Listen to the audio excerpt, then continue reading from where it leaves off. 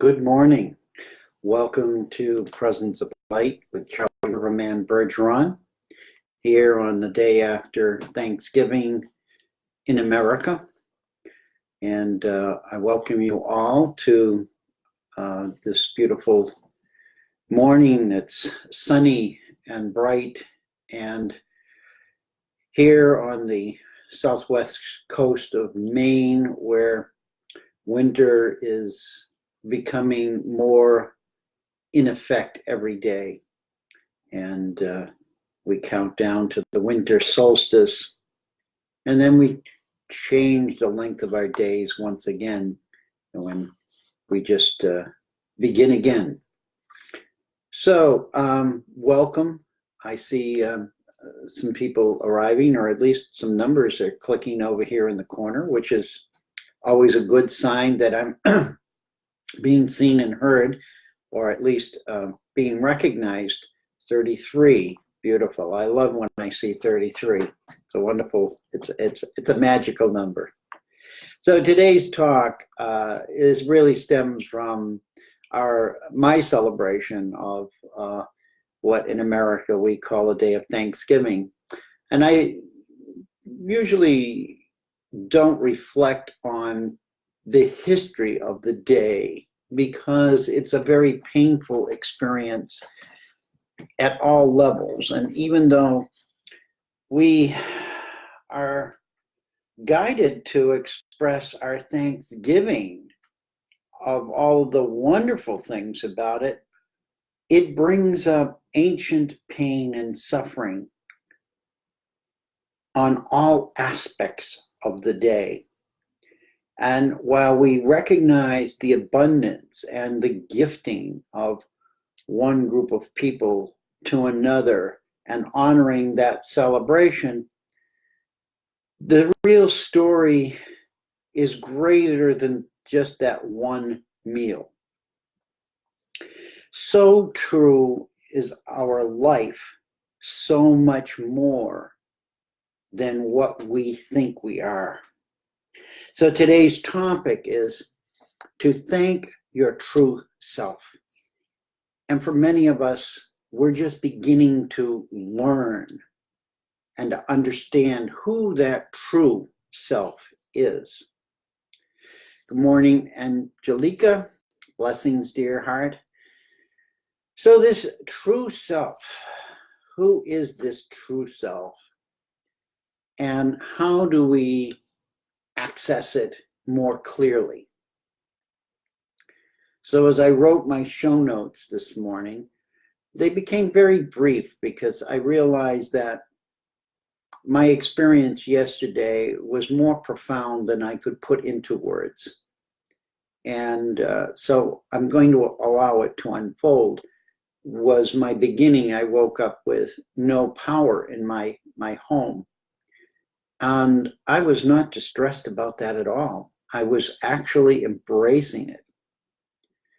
And my beloved, to say the least, was not so amused with that concept. So here we are. Who is this true self that can be perfectly at peace when everything that we hold as the expression of our abundance and what that we should be thankful for disappears, and yet we remain thankful. We remain at peace. This is where we're headed. This is where I invite you to challenge yourself to bring about in your own life as the beautiful magicians and creator beings that you are. So we live in a world of chaotic expression, and we have lived in that world for thousands of years.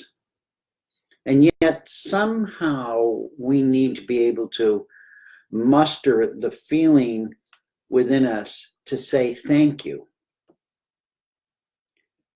Do we say thank you for the chaos? Do we thank you for the love? What do we say thank you for? And what came through this morning was we need to say thank you that beyond all of what we see, and there is a truth within us that is what we would term divine. It's natural. It's unaffected by all that is around us, all the calamity, all of the distraction, all of what the ego mind creates and has created for thousands of years. This is how we've arrived at this point, is through our creation of distortion. And it wasn't necessarily done intentionally by all of us, but it certainly was done intentionally by quite a few who, through their ego, sought power and control. And in the end result, we feel less secure, we feel less empowered, we feel lost, we feel separated. So it's really about, I say thank you to myself for coming to the realization that separation no longer has any effect over me or on me. So again, our ancestors sought freedom from persecution and judgment. And that was the beginning of this whole concept. And they left their homes, they left their countries, they left their villages and traveled to try to recreate a place of balance and harmony and co-creation, only to fail once again. And that failure is why I have an issue with the day of celebration of Thanksgiving. It's not that I'm not thankful, and it's not that I'm not appreciative of the ancestors, but I also have to recognize their pain and suffering that they went through in that process, and know that their pain and suffering is exactly what each of us are going through right now, hundreds, thousands of years later. So how do we come back into that thankfulness? Part of the way is to recognize that thankfulness is an energetic form. It's something you can't buy, you can't hold, you can't sell, it's not tangible. Thankfulness emanates from within our energy fields. It's an expression of our energy fields. It doesn't matter where we're from, what country we originated in, our ethnicity, our religious beliefs. It's a welling up of energy within us to express gratitude and respect, and to be grateful no matter what is going on in our life that may seem horrible, to recognize that just the experience of living in this physical body is a gift that we have chosen on our highest level to experience. And I know for many of you who are suffering, those words may be hard to hear and may be hard to grasp and get a hold of. But what I'm trying to say is, if you look for those moments and attach your conscious awareness to those moments where you do feel thankful, they're like a flower. If you water them and you nurture them, they will grow. They will grow, at least hopefully, to the point of balance where the negative things in our lives are now counterbalanced by thankfulness, by gratitude. And that gratitude is to who we truly are. these amazing, powerful beings.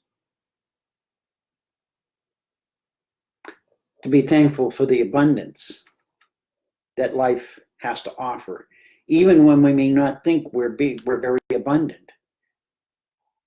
Every breath we take is a form of abundance.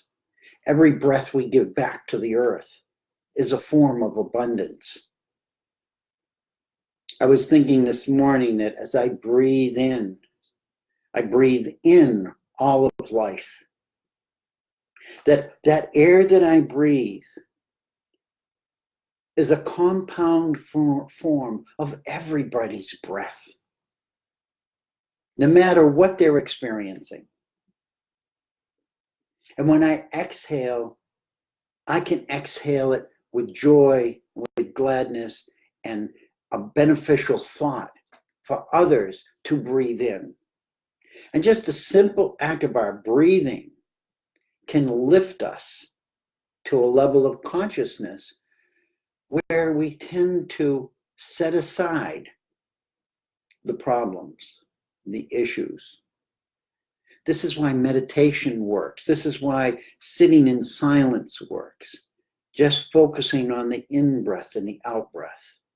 Letting everything else dissipate into the field of outer awareness.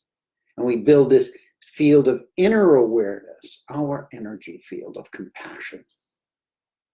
And that's where we need to live right now, is from this inner energy field of compassion.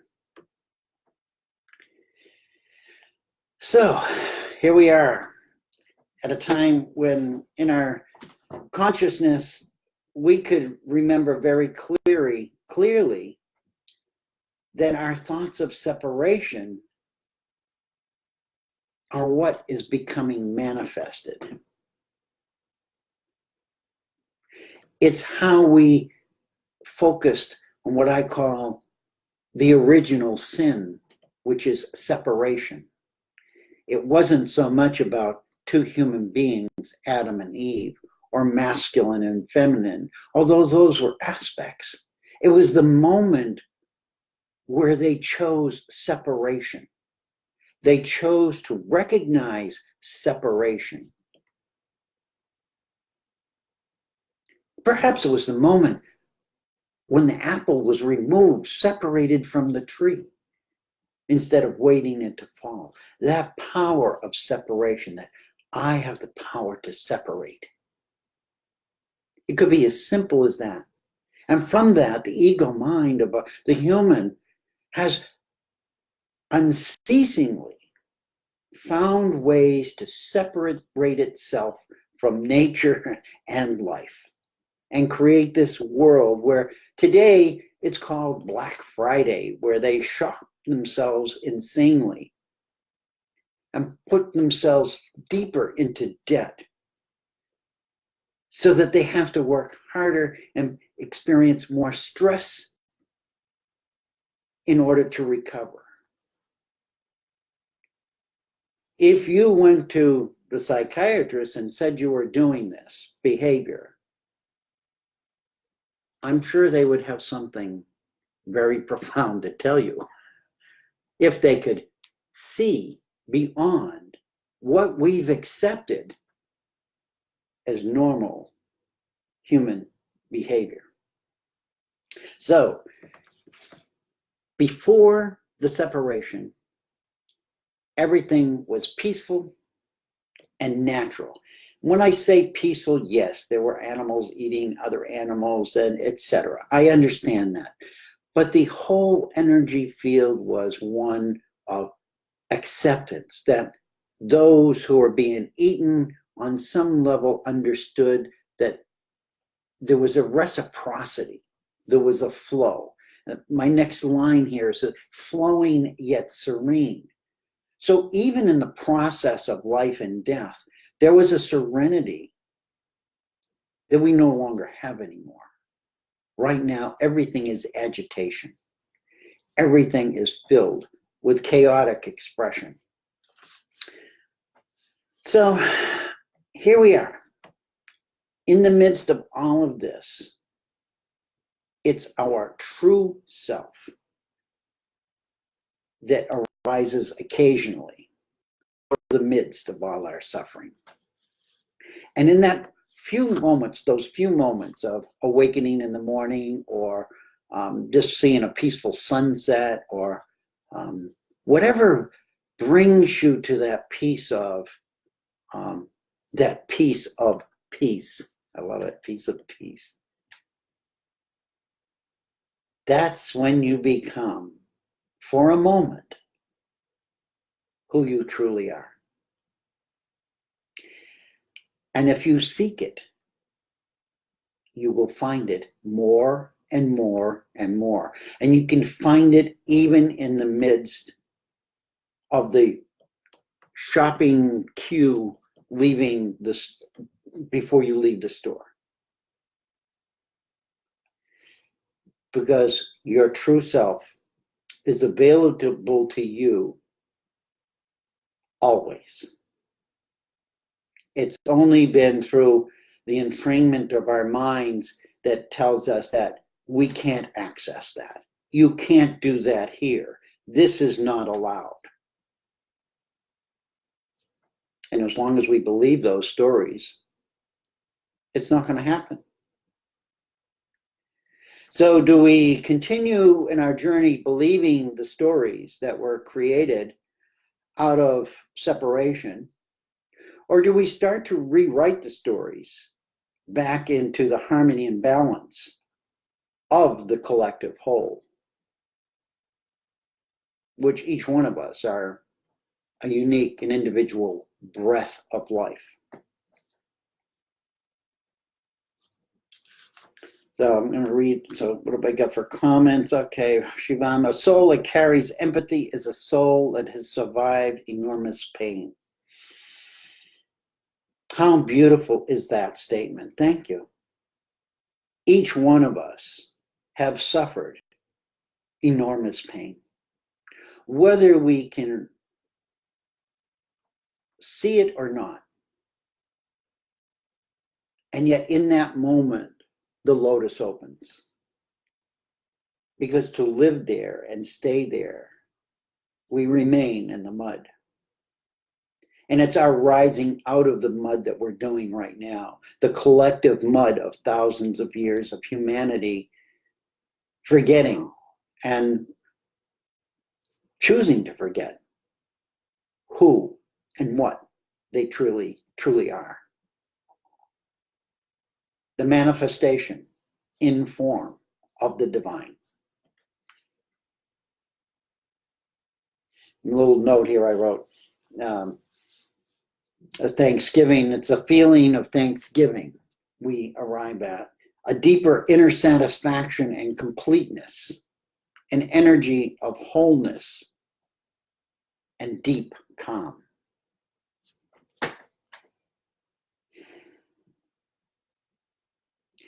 I remember my motorcycle accident. And yesterday I was called to show a picture of what I looked like after it to a family member who never even knew my story. And they were filled with horror and pain and looking at me in that state of beingness. And yet my remembrance of that motorcycle accident was being lifted away from the third dimension, from life, from my physical body, and being told to look down. Being told to look down and watching my body being questioned by another person, a police officer or whatever, as to who I was, what I was doing, whatever the questions were meaningless. The whole vision of that had its purpose to remind me to this day, and this is why I do my talks, is to remind people we are far much more than this mere physical body. That this physical body is only the container, the form in which we live, which we truly, the true divine self, the true self lives in this moment. Think about that. I want you to think about that beyond this physical body, there is so much more.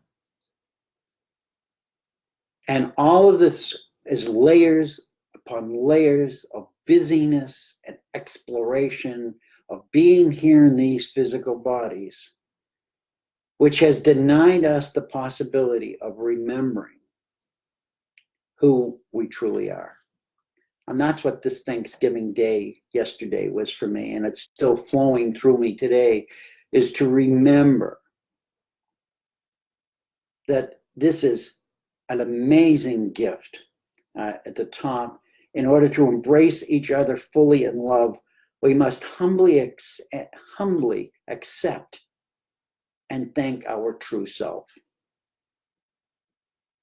And our future, the future of humanity as a collective whole, the future for our children, is for us now to remember that and to walk the path with it leading us, not with us dragging it behind us. Put it in front of you. Place this knowingness that may be so small right now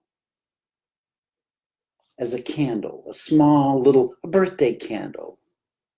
3-year-old grandson yesterday celebrated his birthday. The little candle on a cake, hold it in front of you until it becomes the greater flame that ignites your true self so that you shine brilliantly. I love you. Thank you for listening to me today. I pulled some cards this morning. The Kuan Yin Oracle card was the first one from this beautiful book. And it was the Empress of the Pearl. And the message written from Alana Fairchild was, you have an inner gift of great value, born of struggle, adversity, and challenge. In wisdom, you know that suffering can lead to growth, provided we are willing to search for a way to heal through it. Seeing challenges as a way to expand your spiritual light empowers you to focus on growing light rather than getting caught up in suffering. Thank you, Shivam, for your comment. It's so in so alignment with what we're expressing today. Just like, and she goes on to read in another paragraph, just like the beautiful and rare natural pearl, you have unique spiritual beauty to offer the world. Your pearl is your precious gift. Something unique that is being born through your experiences and consciousness that cannot be created or copied by another, because it is of your own unique soul light. This is how precious each one of you are. You are a pearl in this world. And I encourage you totally to explore that. The sacred space cards was, it almost looks like this universe has a halo and there's a whole connection coming down through this galactic image. And the card reads, I am protected. On the main message of this, the angel of light protects and guides me along my worldly path. I am never alone. Come to realize that in your suffering and in your karmic path, the suffering is a process which is perhaps, and I'm only guessing at this, showing us where we don't dwell, showing us that when we're there, there's another place we can be, and that we truly are. I know it's difficult. I've been challenged my whole life. It's not easy. I don't claim it to be easy, but I do know that when we reach a certain point and that lotus opens within our hearts and we embrace that love and that thanksgiving, everything begins to shift. Because now we're acting in accordance with our true self. Oh, 5 minutes? Okay, good.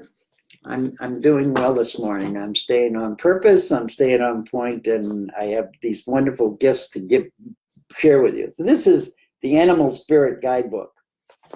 This is new to me. I go through a practice of chiropractic entrainment, and this deck is in their office, and I have fallen in love with this deck.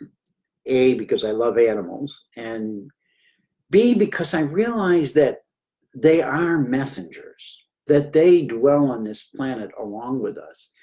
And although many of us can't or don't feel like we can communicate with them, there are so many who do. And the gift of their messages is really powerful because we get it from a different aspect. It resonates in a different aspect of us, our animalness, our innate non-ego self. So today's card was the elephant. And the elephant's message is being unstoppable, auspicious, and wise. And it reads like this: the elephant is arguably the most auspicious figure in the deck. Like Ganesh, the elephant represents immense wisdom as well as good fortune. It is said that the great elephant is the destroyer of obstacles. So if you feel stuck, rest assured the path will soon become clear. To add to the mystery, the elephant is also known to create obstacles in order to steer us in the right direction. Trust this gentle, noble creature. It illuminates the way with light of self-knowledge. Thank you, Elephant Tribe. These are the gifts we have to share with each other. These are the opportunities we have to look forward to when we tap into the light of self-knowledge, which only comes through the true self.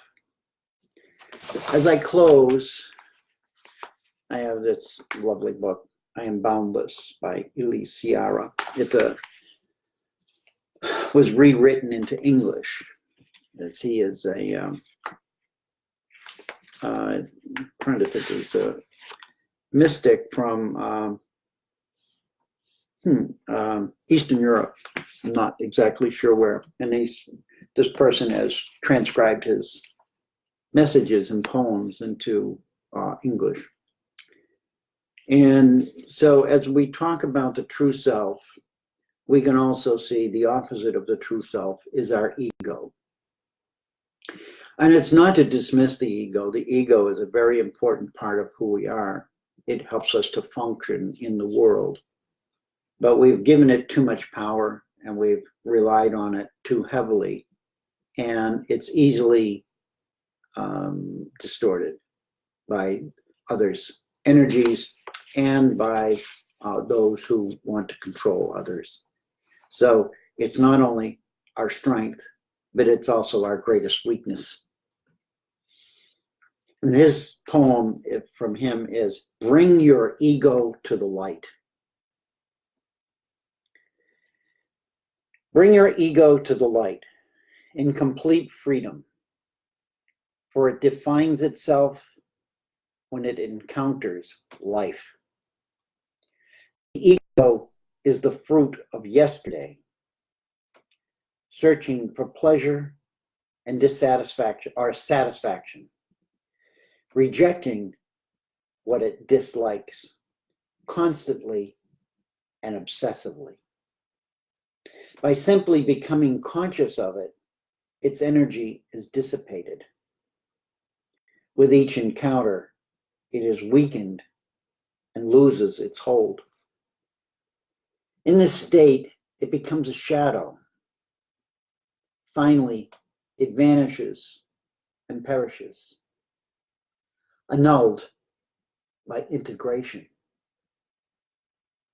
From now on, love is present as an intrinsic law. Through it, the being is creative, a sacred transformation. With the light attention, we experience full consciousness, human as divinity, in natural simplicity. So my wish for you today, as I am filled with this thankfulness and this feeling of thanksgiving, is that you humbly surrender to the truth of who you really are and begin to redirect your path from away from separation and back to co-creation and unity. It's not as hard as you think. And it takes just small steps until you build up a momentum and a feeling of security in doing and being the truth of who you really are. I love you. I thank you. I respect you. I am you. You are me. We are unity. No matter how much we try to be separate.